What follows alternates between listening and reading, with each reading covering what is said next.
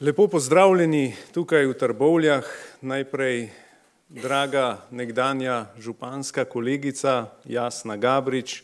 Moram priznati, da smo tudi zaradi nje izbrali ta kraj. Ko sva se prvič srečala pred leti na podelitvi Mladim prijazna občina, takrat je bila podžupanja in v njej sem videl energijo, videl sem potencial. In potem je bilo tudi povedano, da bo kandidirala na županskih volitvah. Nisem dvomil, da bo zmagala in res je. In to nadaljuje tudi v drugem mandatu. Ima zanos, ima energijo in draga Jasna, samo tako naprej. In iskrena hvala za današnje gostoljubje tukaj v Trbovljah, kjer sem preživel tudi še v preteklem delovanju mnogo lepih trenutkov. Potem lepo pozdravljam tudi drage partnerje, draga Alenka, dragi Igor, dragi Matjaž in dragi Karel, ki je že odšel. Brez vas seveda ne bi bilo vlade. V trenutkih, ko so vsi govorili, da te vlade ne bo, da je brez veze, da smo itak sami brezvezniki, smo se kljub našim razlikam uspeli zbrati skupaj in sestaviti vlado, ki deluje že pol leta. Napovedovali so nam že seveda, da bomo razpadli po 2 mesecih, pa nismo, vztrajamo. Potem pa seveda pozdravljam tudi vse naše ministre, poslanke in poslance in pa seveda vas, drage članice in člani naše stranke. Veliko je bilo že povedanega danes tudi o naši 5-letni zgodovini. 5 let seveda ni dolga doba in tega niti ne skrivamo. In niti ne skrivamo, da nas ni 20-30 tisoč ali celo več, ampak smo stranka, ki še vedno raste, ki še vedno nastaja in se še vedno uči novega in želi graditi od spodaj navzgor. Kajti videli smo mnoge primere v naši zgodovini, ne samo v zadnji, ampak tudi nekoč mogočne stranke, ki so razpadle takoj, ko je nekdo zaprl vrata in odšel. Stranka se pokaže takrat, ko ji je težko, ko ima težave in tudi mi smo bili v takih težavah že na samih začetkih. Če se spominjam pred 5 leti, ko smo šli na lokalne volitve, ko smo se ustanavljali, še na lokalnih volitvah nismo vedeli, kako bo. Napovedovali so nam nekaj svetnikov, toliko, da jih bomo pač nekaj imeli. Nismo imeli praktično kaj vzeti v roke, kajti ni nam bilo vse podarjeno, ni nam bilo vse prinešeno na pladnju, ampak smo se za vsako stvar trudili, morali učiti novega in morali prenašati tudi kritike in pot naše stranke je približno podobna moji poti. Ne bi ponavljal, velikokrat sem tudi že javno povedal, ampak česarkoli sem se lotil, za vsako stvar so rekli, pusti, to ni zate. Že doma ponavadi je bilo tako.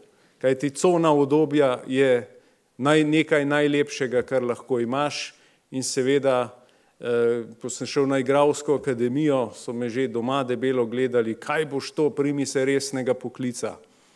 In potem naprej, ko sem leta 2010, kot je lepo opisal Karel, kandidiral za župana občine Kamnik, takrat je Karel naredil celo nek eksces na eni prireditvi, ko si je kar vzel mikrofon in agitiral zame. Takrat mi je bilo kar malo nerodno, moram priznati, ampak uspelo pa je.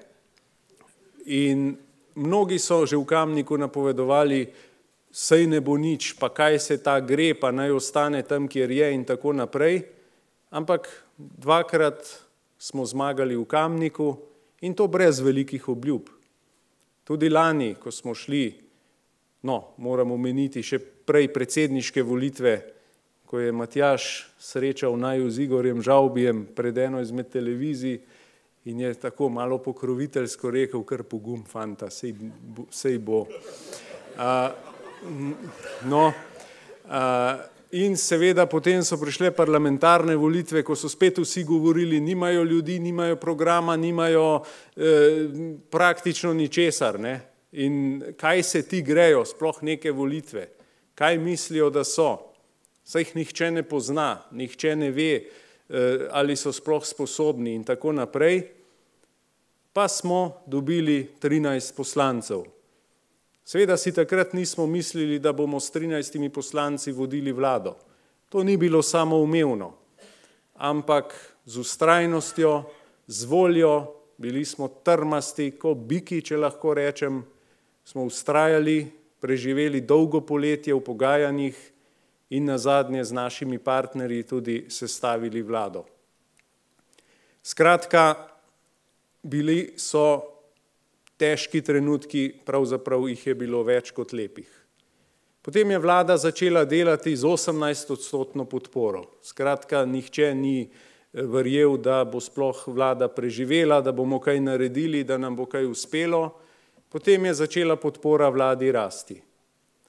In vsak dan poslušamo, ankete kažejo tako, ankete kažejo drugače, če se malo zniža, rečejo, da je to drastičen padec, če se zviša, se vsi sprašujejo, kaj to čudo iz Kamnika dela, da lahko podpora raste, ampak na ankete se ne bomo ozirali. Nikoli se nismo in tudi zdaj se ne bomo. Mi se oziramo in zanašamo samo na trdo delo. Samo na trdo delo, na voljo, na energijo, na zanos in, kot je Irena lepo povedala, na vedenje, da ne vemo vsega, daleč od tega, da smo včasih tudi nerodni, da včasih delamo tudi napake, zlasti v očeh drugih. Drugi nam radi povejo, kaj smo naredili narobe, kaj bi morali, kako bi morali, da bi bilo drugače, seveda v svoji dobronamernosti. Ampak vemo, kam taka dobronamernost vodi. Zato je naša doktrina, da se z drugimi ne ukvarjamo. Sami skušamo biti optimalni, ne bom rekel najboljši, ker najboljši ne moreš biti, če si sam to rečeš. Najboljši si lahko samo, če ti to priznajo drugi, pot do tega je pa dolga. Polna vzponov in padcev in lahko trdim, da smo v danih razmerah optimalni in da se še izboljšujemo. In seveda tisti, ki nas bo poskušal razumeti starimi vzorci razmišljanja, nas nikoli ne bo razumel. Tak naj se niti ne trudi, ker mi ne razmišljamo v starih vzorcih. Mi razmišljamo po svoje. Mi smo svojevrstni ljudje, smo včasih tudi čudaki za marsikoga. Imamo nove vzorce razmišljanja. Drugače gledamo na svet, kaj šele na Evropo. In danes smo pred evropskimi volitvami. Predstavili smo našo listo in kaj spet poslušamo v javnosti, da je to ne vem kakšna lista, da jih nihče ne pozna, da nič ne znajo, da nič ne vejo. Ja, kdo pa so oni, da bodo rekli, da naša lista nič ne ve? Saj tudi mi njih vseh ne poznamo, pa ne vemo, kaj so doslej naredili. Naša lista je sestavljena po naši meri. Naša lista je sestavljena z ljudmi, ki verjamejo v našo idejo, ki verjamejo, da je Evropa dober projekt, ampak potrebuje pa korenite spremembe. Veste, pogovarjati se v nedogled o Brexitu, ko vsi vemo, da bi bilo boljše, da ga ne bi bilo, pogovarjati se v nedogled ure in ure in ure o stvareh, ki bi morali biti samoumevne, medtem ko raste Kitajska, medtem ko raste Indija, Rusija, nenazadnje tudi ZDA, Evropa pa postaja čedalje bolj upehana, tudi zaradi nesolidarnosti, zaradi nesodelovanja, zaradi postavljanja nekaterih lastnih interesov pred skupne interese. In mi take Evrope ne želimo. Mi želimo Evropo solidarnosti, mi želimo učinkovito Evropo in mi želimo Evropo, ki jo bodo vodili tudi kompetentni ljudje, ki bodo imeli nove vzorce razmišljanja. Kdor ima stare vzorce, bo vedno kot hrček kroži v svojem kolesu, na koncu bo upehan, ampak prišel pa ni nikamor. In tako Evropo mi želimo. In ko so me pred časom napadali, zakaj nisem govoril v Evropskem parlamentu, odhajajočim nimamo kaj govoriti, imeli so svoj čas. Gospod Tajani, ki je Slovenijo na grd način okarakteriziral kot del Italije, da ne govorim o sosednjih državah, ki se vmešavajo celo v naše medije in želijo, da bi naša vlada zaščitila madžarsko vlado pred našimi mediji. Vmešavanje brez primere. In take Evrope mi ne želimo. In take Evrope, da bo nekdo prevladoval nad drugim, ne bomo nikoli podpirali. Tako izkušnjo smo imeli, zato nam je razpadla nekdanja bivša država. In zato imamo na naši listi nove ljudi, ki razmišljajo tako kot mi. Ja, tudi če dobimo samo enega poslanca, bomo dobili enega poslanca, ampak bo naš in bomo vedeli, kako razmišlja. In bomo vedeli, da je odgovoren, da se želi otresti starih miselnosti in da želi Evropo, ki bo solidarna, ki bo združevala in ki bo nenazadnje svojim državljankam in državljanom zagotavljala ne samo slike, kako se poseda ure in ure, ampak tudi rezultate. Ne z milijon direktivami, ki nazadnje zablokirajo cel sistem. Ne z neenakostjo in ne s populizmi, nacionalizmi in ne vem še čem vse. In tudi v Sloveniji naša stranka ne bo nikoli podpirala tistih, ki se imajo za domoljube. Hkrati pa enkrat hodijo k Salviniju, drugič hodijo k Orbanu, tretjič v Zagreb, četrtič jim je vzor kdo na severu. Mi nimamo takih vzorov. Mi smo sami tisti, ki kreiramo našo politiko. In jo bomo tudi v bodoče.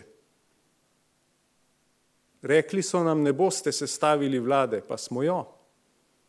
Tudi če danes gremo, bomo šli z dvignjeno glavo.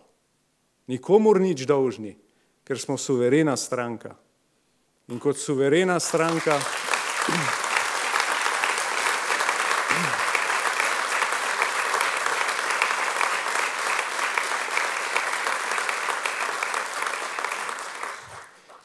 kot suverena stranka nimamo svojih deležev ne v Budimpešti, ne v Rimu, ne v Zagrebu, pa še nikjer. Tudi če gremo kam tja na počitnice, tega ne ostanemo dolžni. In to je vse, kar je bistvo naše stranke. Da sami odločamo o svoji usodi, ne da nam bodo drugi govorili, kakšni bi morali biti, seveda, da bi bilo njim bolj prav. Zato se mi z drugimi, ponavljam, ne ukvarjamo. Ukvarjamo se sami s sabo, ukvarjamo se tudi s svojimi težavami, ker ima vsaka stranka dovolj svojih težav in tako bomo delali tudi v bodoče. Zato vam, drage članice in člani, čestitam ob 5. obletnici naše stranke, želim uspešno delo še naprej in želim tisto, kar je najbolj važno, pogum. Kajti, če nimaš poguma, ti nobeno znanje ne pomaga. Naj živi in se razvija LMŠ. Hvala lepa.